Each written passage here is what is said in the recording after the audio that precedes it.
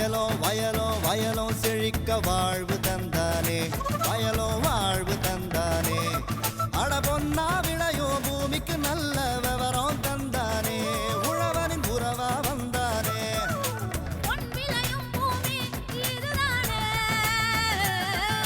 வயலோ வயலோ வயலோ செழிக்க வாழ்வு தந்தானே, வயலோ வாழ்வு தந்தானே. அட பொன்னா விளையோ பூமிக்கு நல்ல விவரம் தந்தானே, உழவனின் உறவா வந்தானே. தந்தன தந்தன தன தந்தானே, மண்வள பொங்கிட துணை வந்தானே. தந்தன தந்தன தன தந்தானே, மண்வள பொங்கிட துணை வந்தானே.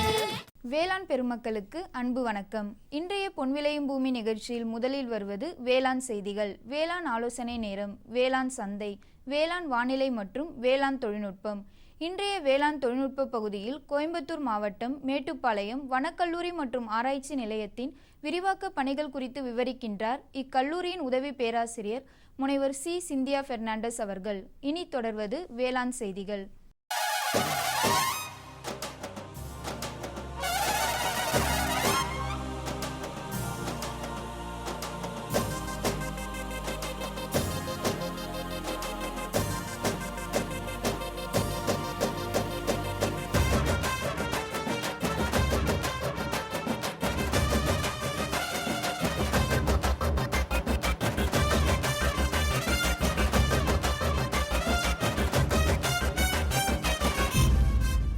வணக்கம். வேளாண் செய்திகள். முதலில் வருவது மாத்தி யோசிச்சேங்க. பரண்மேல் வெள்ளாடு வளர்ப்பினை மேற்கொண்டு வரும் சேலம் மாவட்டம் தும்பிப்பாடி கிராம வேளாண்மையாளர் பி. பாலசண்முகம் அவர்கள் தரும் வெற்றி செய்தி. வேளாண் ஆலோசனை நேரத்தில் நாமக்கல், சேலம், தருமபுரி மற்றும் கிருஷ்ணகிரி மாவட்டங்களுக்கான வேளாண் அறிவிக்கை. தொடரும் வேளாண் ஆலோசனை நேரத்தில் மண்வள குறியீடுகளும் மண்வளமும். தொடர்ந்து வேளாண் சந்தையில் விருதுநகர் மாவட்டம் ஸ்ரீவில்லிபுத்தூர் உழவர் சந்தையில் காய்கறிகளின் இன்றைய விலை நிலவரம். ஈரோடு மாவட்டம் சத்தியமங்கலம் மலர் சந்தையில் வணிக மலர்களின் இன்றைய விலை நிலவரம். வேளாண் வானிலையில் மலை பிரதேச மண்டலத்திற்கான வேளாண் அறிவிக்கை, உழவர் மற்றும் மீனவர்களுக்கான வானிலை முன்னறிவிப்பு. விரிவான செய்திகள். மாத்தி யோசிச்சேங்க. வெள்ளாடுகள் இறைச்சி மற்றும் பால் தேவைக்காக வளர்க்கப்படுகின்றன. இதற்கு முதலீடு மிகவும் குறைவு. எனவேதான் வெள்ளாடுகளை ஏழைகளின் பசு என்று அழைக்கின்றோம். மேலும் பரண்மேல் வெள்ளாடு வளர்ப்பினை மேற்கொள்வதன் மூலம் வேலை சுமை குறைவதோடு சுகாதாரத்துடன் வளர்க்கப்படுவதால் நல்ல லாபமும் பெறலாம். சேலம் மாவட்டம் சந்தியூர் வேளாண்மை அறிவியல் நிலையத்தில் பரண்மேல் வெள்ளாடு வளர்ப்பு குறித்து பயிற்சி பெற்று பயனடைந்த சேலம் மாவட்டம் தும்பிப்பாடி கிராம வேளாண்மையாளர் பி. பாலசண்முகம் அவர்களை சந்தித்த போது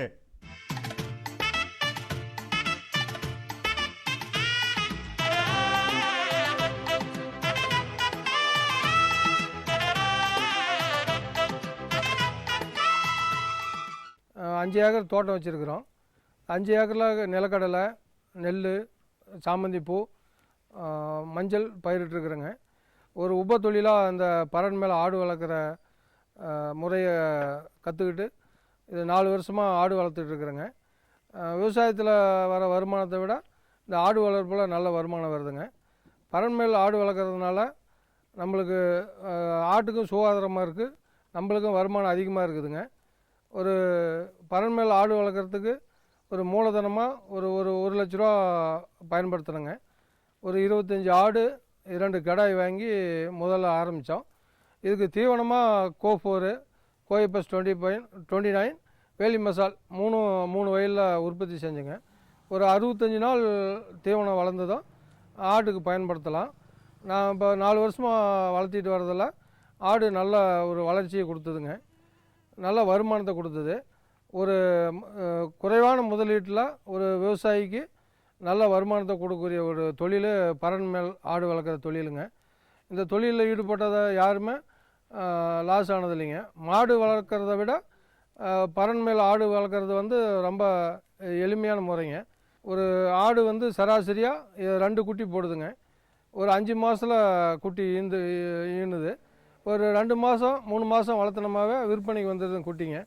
ஒரு 4வது மாதமெல்லாம் குட்டி விற்பனை பண்ணோம்னாக்கா ஒரு 15-20 கிலோ எடை வருதுங்க. கிலோ ஒரு 240 ரூபான்னா ஒரு சாதாரணமாக ஒரு குட்டி ஒரு 5000 ரூபா அளவுக்கு லாபம் வருதுங்க.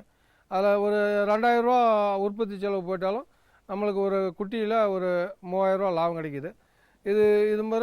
இது மாதிரி பராமரித்து நல்ல வழியில் தீவனம் போட்டு வளர்த்தி பராமரித்தோம்னா நோய் நொடி எதுவும் தாக்குறது இல்லைங்க. அதிகமாக வரணும்னா அது கழிச்சல் வருது இல்லைங்க. தீவனத்தில் ஏதாவது பூச்சி புழு இருந்ததுன்னா அதை சேர்த்து சாப்பிட்டுச்சுன்னா கழிச்சல் வரும், மண் கலந்து சாப்பிட்டா. அடுத்து ஒரு காய்ச்சல் கழிச்சல் இது மாதிரி வரக்குள்ள இங்கே நாங்கள் உள்ளூர்லேயே மருந்துலாம் இருக்குது, வாங்கி பயன்படுத்திக்கிறோம். பெரு அளவில் இந்த பறன் மேல் ஆடு வளர்க்குறதுல நோய் நொடி எதுவும் அதிகம் வரதில்லைங்க. ஒரு 2 மாதத்துக்கு ஒரு தரம் டிவார்மிங் பண்ணுவோம், அதாவது பூச்சி மருந்து கொடுப்போம், அதை நாமளே கொடுத்துக்கலாங்க. அப்புறம் தடுப்பூசி கோமாரி தட்டம்மை இது மாதிரி ஊசி போடுறத அரசாங்க டாக்டருங்க இருக்காங்க, அவங்கள கூப்பிட்டு வந்து நாங்கள் அதை ஊசியெல்லாம் போட்டுக்குவோம். இதில் பறன் மேல் ஆடு வளர்க்கக்குள்ள இது அந்த கழிவுலாம் வந்து சாணி அதெல்லாம் கீழே ஒரு பறன் வந்து ஒரு 5 அடி உயரத்தில் பறன் அமைக்கணுங்க. 5 அடி உயரத்தில் பறன் அமைச்சா நல்லா காத்தோட்டமாக இருக்குங்க. அது எருவில் இருக்கிற டிசீஸ்லாம் எதுவும் மேலே வராது.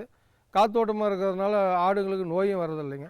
நம்ம அந்த சாணியை வந்து வேணுங்கிறப்ப எடுத்துக்கலாங்க. ஒரு மாதம் வச்சும் எடுத்துக்கலாம், 3 மாதம் வச்சும் எடுத்துக்கலாம். நம்ம வேளாண்மைக்கு வேணுங்கிற அளவுக்கு வேணுங்கிறப்ப நாங்கள் தீவனத்தை சாணியை எடுத்துக்கிறோம். அதனால் நம்மளுக்கு ஒரு ஆடு வளர்ப்பு வந்த பின்னாடி நான் தோட்டத்துக்கு எதுவும் உரம் முறையாக வாங்குறது இல்லைங்க, இயற்கை விவசாயமும் பயன்படுத்திக்கிறோம். நம்ம சொல்கிற விலைக்கு இந்த ஆட்டை விற்க முடியுதுங்க. மற்ற உற்பத்தி பொருளை வியாபாரிங்க கேட்குற விலைக்கு தான் விற்க முடியுதுங்க. ஆடு உற்பத்தி மட்டும் நாங்கள் எங்களுடைய விருப்பத்துக்கு விற்க முடியுதுங்க. இது ஒரு சின்ன உபத்தொழிலாகவும் ஆரம்பிச்சுக்கலாங்க. ஒரு 20 ஆடு 10 ஆடு வளர்த்துனா கூட அதுக்கு நம்ம தோட்டத்திலேயே ஒரு கோஃபோர் கோயபஸ் 29 உற்பத்தி பண்ணி அதை மூலதனமாக வச்சு அதே பண்ணையை பெருசும் பண்ணிக்கலாங்க. பெரிய அளவில் பண்ணை அமைக்கணுங்கிறத கூட இல்லைங்க, சிறிய அளவில் பண்ணையை உற்பத்தி பண்ணி அதே பெரிய பண்ணையாகவும் பண்ணிக்கலாங்க.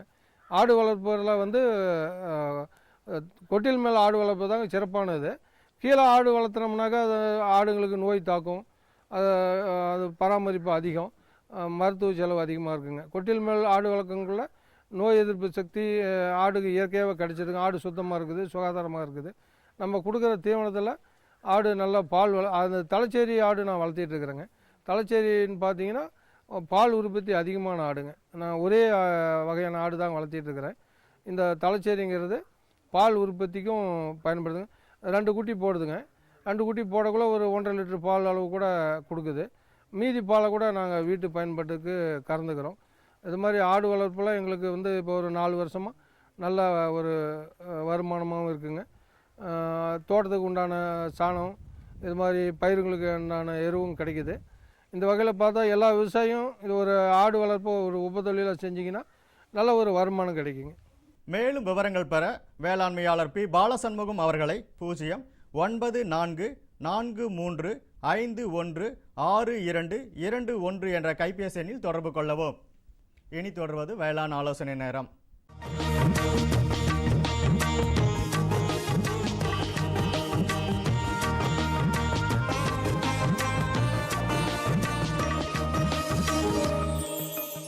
இன்றைய வேளாண் ஆலோசனை நேரத்தில் நாமக்கல், சேலம், தருமபுரி மற்றும் கிருஷ்ணகிரி மாவட்டங்களுக்கான வேளாண் அறிவிக்கை.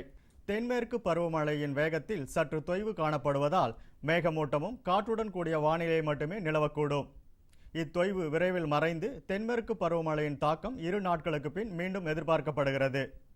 இதன் காரணமாக தென்மேற்கு தொடர்ச்சி மலைப்பிரதேசத்தை ஒட்டிய மாவட்டங்களில் மழையும், நாமக்கல் போன்ற மழை மறைவு பிரதேசங்களில் சாரல் அளவிலான வானிலையும் நிலவும். பகல் வெப்பம் சற்றே கூடுதலாக நிலவினாலும் காற்றின் வேகம் காரணமாக கோழிகளில் வெப்ப அயற்சி இருக்க வாய்ப்பில்லை.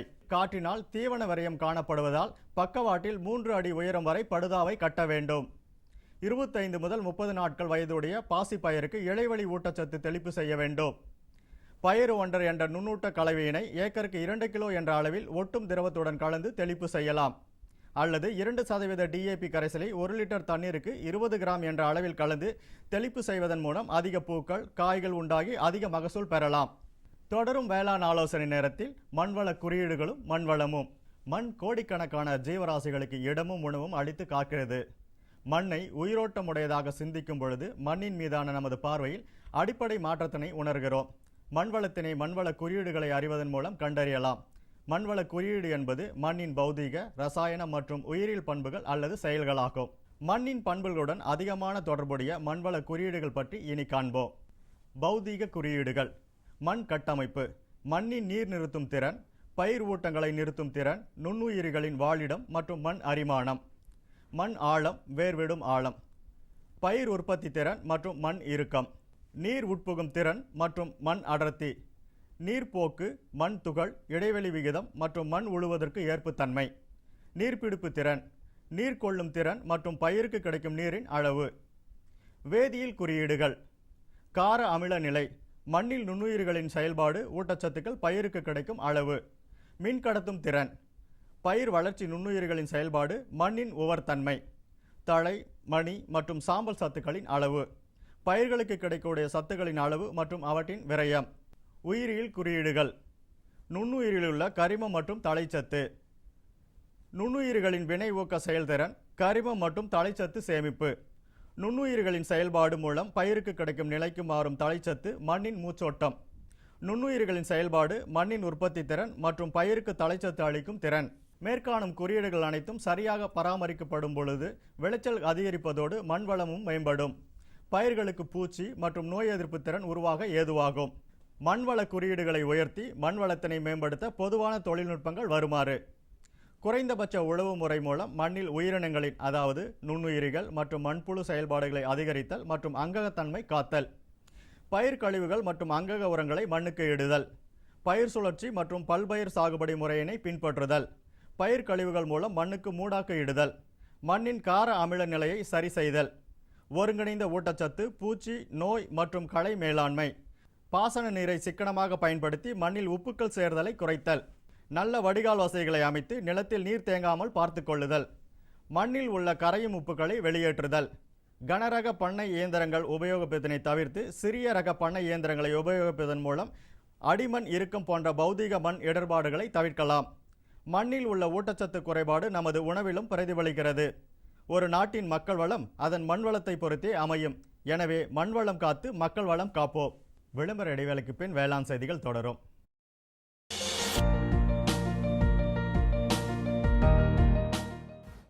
வேம்பு கலந்த யூரியா.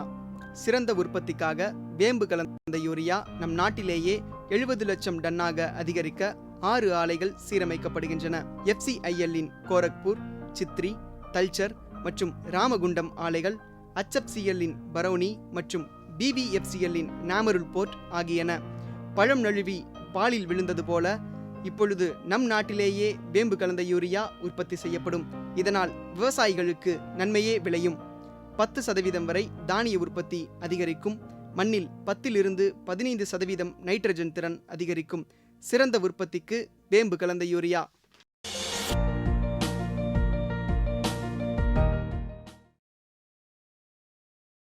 இனி வருவது வேளாண் சந்தை.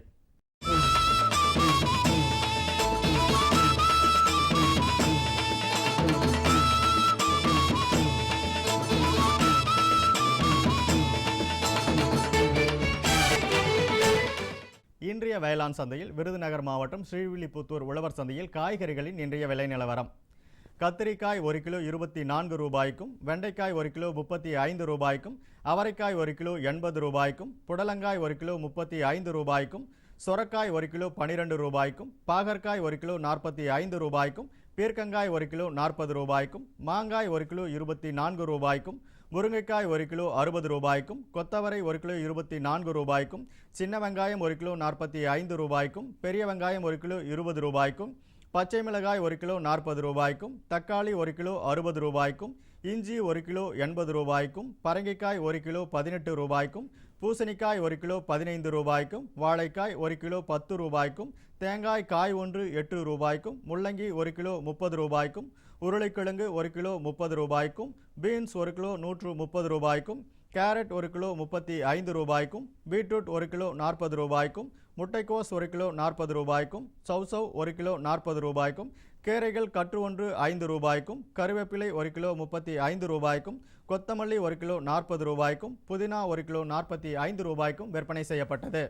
ஈரோடு மாவட்டம் சத்தியமங்கலம் மலர் சந்தையில் வணிக மலர்களின் இன்றைய விலை நிலவரம். கத்திரி ரோஸ் 20 பூக்கள் கொண்ட பாக்கெட்டின் விலை 30 ரூபாய்க்கும், மல்லிகை 1 கிலோ 300 ரூபாய்க்கும், முல்லை 1 கிலோ 200 ரூபாய்க்கும், கனகாம்பரம் 1 கிலோ 550 ரூபாய்க்கும், பட்டன் ரோஸ் 1 கிலோ 80 ரூபாய்க்கும், துளசி கட்டு ஒன்று 50 ரூபாய்க்கும், சம்பங்கி 1 கிலோ 30 ரூபாய்க்கும், காக்கடா 1 கிலோ 280 ரூபாய்க்கும், கோழிக்கொண்டை 1 கிலோ 100 ரூபாய்க்கும் விற்பனை செய்யப்பட்டது. இனி வருவது வேளாண் வானிலை.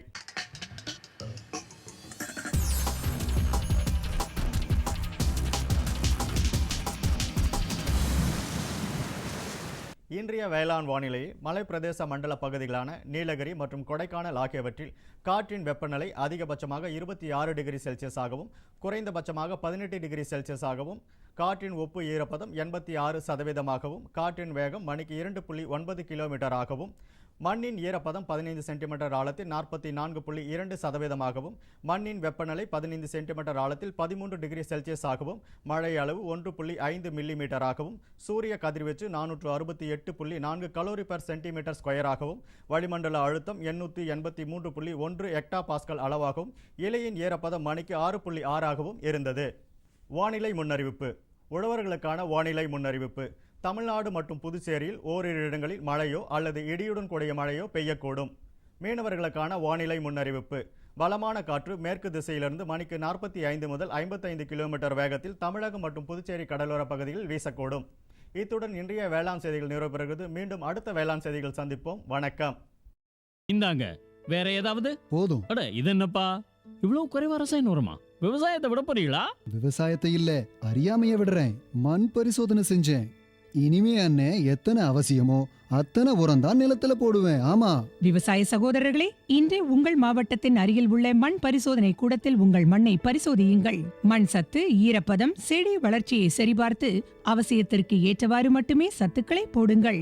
மேலும் சல்பர், ஜிங்க் மற்றும் போரான் போன்ற நுண்சத்துக்களையும் சரிபார்க்க மறவாதீர்கள். ரசாயன உரம் மற்றும் ஆர்கானிக் உரத்தை சரியான முறையில் பயன்படுத்தி நிலவளத்தை பராமரியுங்கள். உற்பத்தியை பெருக்குங்கள், செலவை குறையுங்கள், அந்நிய செலாவணியை சேமிக்க உதவிடுங்கள். கூடவே மெதுவான வேகத்தில் நைட்ரஜனை அளிக்கும் உரங்கள், அதாவது வேம்பு தடவிய யூரியா போன்றவற்றை பயன்படுத்துங்கள்.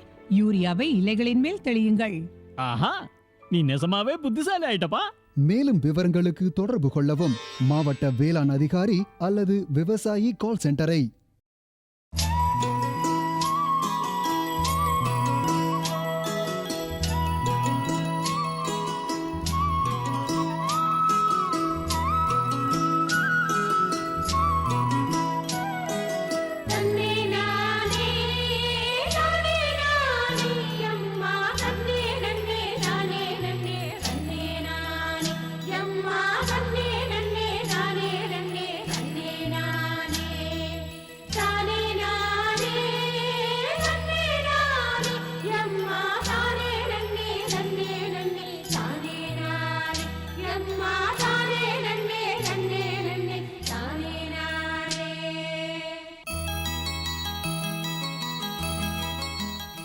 நம் நாட்டில் திடமான சுற்றுச்சூழல் பராமரிப்பிற்கும் சமுதாய பொருளாதார மற்றும் கிராம முன்னேற்றத்திற்கும் வனவியல் துறை முக்கிய பங்கு அளிக்கிறது.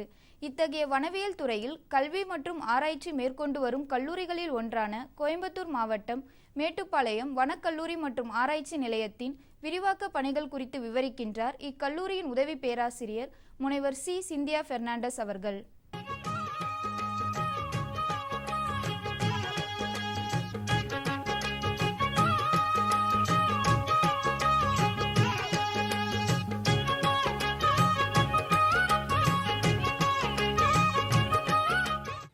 உழவு தொழிலுங்கிறது உலகத்திலேயே மிக உயர்ந்த தொழில் அப்படின்னு சொல்லுவாங்க.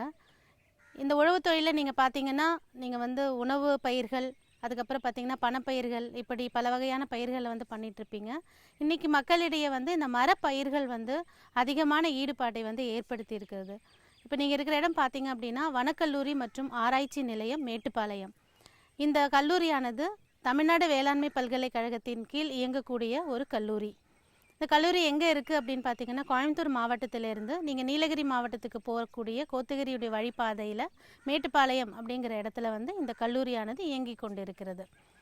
ஏன் இப்போ மரப்பயிர்களுக்கு மக்களிடையே அதிகமான வரவேற்பு ஏற்பட்டு கொண்டு இருக்கிறது அப்படிங்கிறது உங்களுக்கே தெரியும். அதாவது மக்களுடைய பொருளாதார நிலையை சமன்படுத்துவதற்கு இந்த மரப்பயிர்கள் அதிகமாக உதவுகிறது என்பது ஒரு நிச்சயமான ஒரு வெற்றிகரமான கூற்று. இப்போ இங்கே பார்த்தீங்க அப்படின்னா நம்ம வனக்கல்லூரி மற்றும் ஆராய்ச்சி நிலையத்தில் கல்வி கொடுக்குறோம், ஆராய்ச்சி கொடுக்குறோம், அதே மாதிரி விரிவாக்க பணிகளும் நம்ம செய்கிறோம். இது மூன்றுமே வந்து விவசாயிகளாகிய உங்களுக்காக தான். இங்கே என்னென்ன மாதிரியான விரிவாக்க பணிகள் நம்ம பண்ணிகிட்ருக்கோம் அப்படிங்கிறத பற்றி உங்கள்கிட்டயே ஒரு சில கருத்துக்கள் வந்து நான் சொல்ல வந்திருக்கேன். அதாவது விரிவாக்கத்தை பொறுத்த வரைக்கும் இப்போ மரப்பயிர்கள் அதை பற்றி ஒரு விழிப்புணர்வை வந்து மக்கள்கிட்ட ஏற்படுத்துங்கிறது ஒரு முக்கியமான பணி. அந்த பணியை வந்து நாங்கள் வனக்கல்லூரியிலேருந்து பண்ணிகிட்ருக்கோம். எப்படி பண்ணுறோம் அப்படின்னு கேட்டிங்கன்னா, இந்த விழிப்புணர்வை ஏற்படுத்துவதற்கு நம்ம பொதுவாக வந்து கையேடுகள், அதுக்கப்புறம் பார்த்திங்க அப்படின்னா செய்தித்தாள்கள் மற்றும் ஆல் இண்டியா ரேடியோன்னு சொல்லக்கூடிய வானொலி மற்றும் சமூக ஊடகங்கள் ஆகிய இந்த மாதிரி தொலைக்காட்சி மூலமாக வந்து மரப்பயிர்களுடைய முக்கியத்துவத்தையும் என்னென்ன மாதிரியான மரப்பயிர்கள் பண்ணலாம் அப்படிங்கிறதையும் வந்து விவசாயிகளுக்கு வந்து நாங்கள் தொடர்ந்து வந்து அவங்களுக்கு பணியாற்றி கொண்டு இருக்கிறோம். அடுத்தது பார்த்திங்க அப்படின்னா, நம்ம ஒரு விழிப்புணர்வை ஏற்படுத்திட்டோம். அடுத்த படி என்னன்னு பார்த்தீங்கன்னா, ஆலோசனை வழங்கணும். இந்த விழிப்புணர்வை கிடைத்த உடனே வந்து நிறைய விவசாயிகள் வந்து வனக்கல்லூரி மற்றும் ஆராய்ச்சி நிலையத்தை வந்து தொடர்பு கொள்ளுவாங்க. அவங்களுக்கான ஆலோசனைகள், அதாவது தொழில்நுட்ப ஆலோசனைகளை வந்து நாங்கள் வழங்கிக்கிட்டு இருக்கோம். என்ன மாதிரியான தொழில்நுட்பங்கள்னால், பொதுவாக வந்து மரப்பயிர்கள் வந்து அவங்களுடைய மண்ணின் தன்மை, அவங்களுடைய சூழ்நிலை, அந்த எந்த மாவட்டத்திலேருந்து வர்றாங்க, அவங்களுடைய பகுதிக்கு தகுந்தவாறு என்னென்ன மாதிரி மரப்பயிர்கள் வந்து பண்ணலாம் அப்படிங்கிற மாதிரி ஒரு தொழில்நுட்ப ஆலோசனை வந்து வழங்கிக்கிட்டு இருக்கோம். இதை தவிர முக்கியமான ஒரு விஷயம் என்ன அப்படின்னு பார்த்தீங்கன்னா, உழவு தொழிலில் வந்து நம்ம உற்பத்தியை பெருக்கணும் அப்படின்னா அந்த இடுபொருட்கள் வந்து ரொம்ப தரமானதாக இருக்கணும். ஸோ தரமான இடுபொருட்கள் உங்களுக்கு எங்கே கிடைக்கும்? நம்ம இங்கே வனக்கல்லூரி மற்றும் ஆராய்ச்சி நிலையத்தில் பார்த்தீங்க அப்படின்னா மரக்கன்றுகள் வந்து உங்களுக்கு தரமான மரக்கன்றுகளை வந்து எங்களால் தர முடியும். இதை தவிர உங்களுடைய தேவைகள் அதிகமாக இருப்பின் எங்கே வந்து தரமான கன்றுகள் கிடைக்கும் அப்படிங்கிறத வந்து விவசாயிகளுக்கு வந்து நாங்கள் வந்து ஒரு ஆலோசனை, தொழில்நுட்ப ஆலோசனை வந்து வழங்குகிறோம்.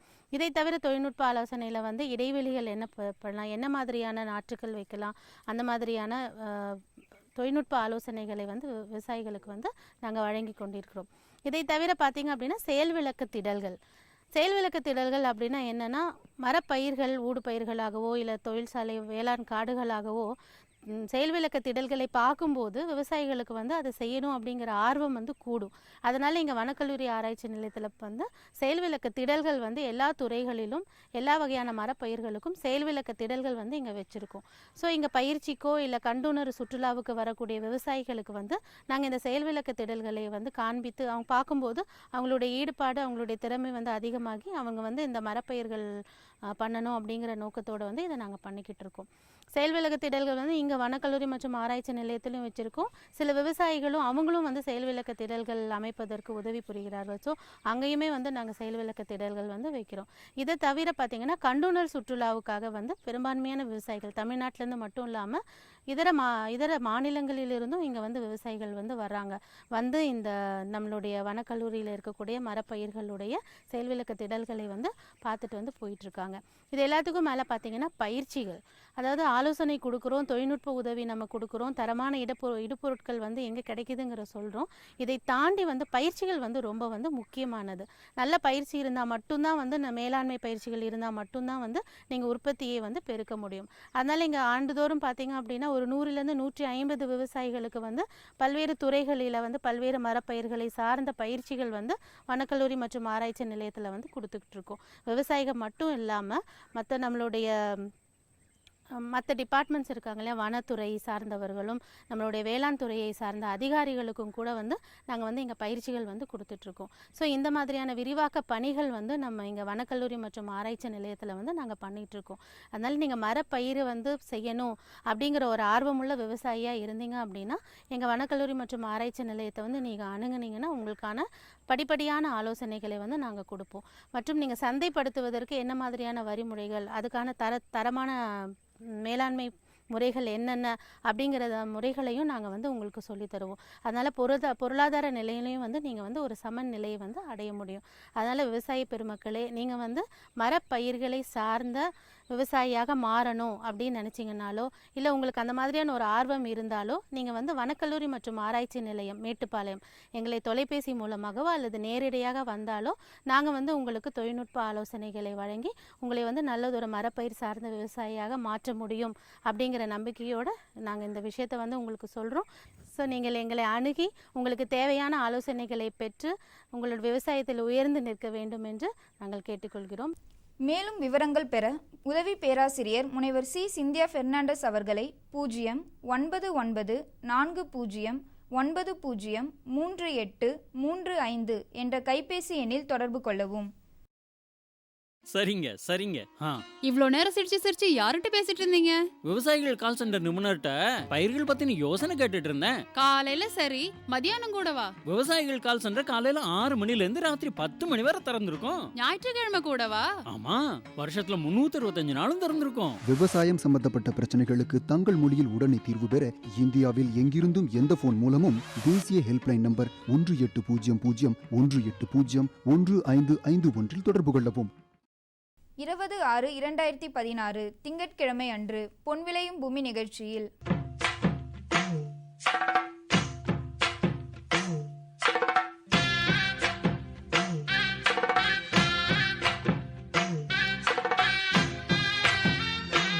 மாத்தி யோசிச்சேங்க. புறக்கடையில் லாபகரமான நாட்டுக்கோழி வளர்ப்பினை மேற்கொண்டு வரும் சேலம் மாவட்டம் ஏரிக்கரை அம்மாபாளையம் கிராம வேளாண்மையாளர் எஸ் ஜெயலட்சுமி அவர்கள் தரும் வெற்றி செய்தி. வேளாண் ஆலோசனை நேர பகுதியில் மதுரை, புதுக்கோட்டை, சிவகங்கை, திண்டுக்கல் மற்றும் தேனி மாவட்டங்களுக்கான வேளாண் அறிவிக்கை. தொடரும் வேளாண் ஆலோசனை நேரத்தில் இன்றைய தாவர பகுதியில் லில்லியம், வேளாண் தொழில்நுட்ப பகுதியில் கோயம்புத்தூர் மாவட்டம் மேட்டுப்பாளையம் வனக்கல்லூரி மற்றும் ஆராய்ச்சி நிலைய மாணவர் பி அபுபக்கர் சித்திக் மற்றும் பிற மாணவர்கள் பகிர்ந்து கொள்ளும் வனப்பயிற்சி மற்றும் அனுபவங்கள் ஆகியன இடம்பெறும். இன்றைய பொன் விளையும் பூமி நிகழ்ச்சியில் இடம்பெற்ற அனைத்து பகுதிகளும் உங்களுக்கு பயனுள்ளதாக அமையும் என நம்புகிறோம். பொன் விளையும் பூமி நிகழ்ச்சிகளை நீங்கள் இணையதளத்தின் வழியாகவும் பார்க்கலாம். எங்களின் இணையதள முகவரி www.youtube.com/user/agriculture-chennai மற்றும் www.ddpodigai.org.in. ட்விட்டர் மற்றும் ஃபேஸ்புக் ஆகிய சமூக வலைத்தளங்களில் அக்ரி டிடி சென்னை என்ற முகவரியில் பார்த்து பயன்பெறலாம். உங்கள் கருத்துக்கள் மற்றும் ஆலோசனைகள் வரவேற்கப்படுகின்றன. அனுப்ப வேண்டிய மின்னஞ்சல் முகவரி dd agri05chennai@gmail.com. வேளாண்மை குறித்த விவரங்கள் பெற www.farmer.gov.in என்ற இணையதளத்திலும் 1800-180-1551 என்ற தொலைபேசி எண்ணிலும் தொடர்பு கொள்ளலாம். மீண்டும் அடுத்த பொன் விளையும் பூமி நிகழ்ச்சியில் சந்திப்போம். நன்றி, வணக்கம்.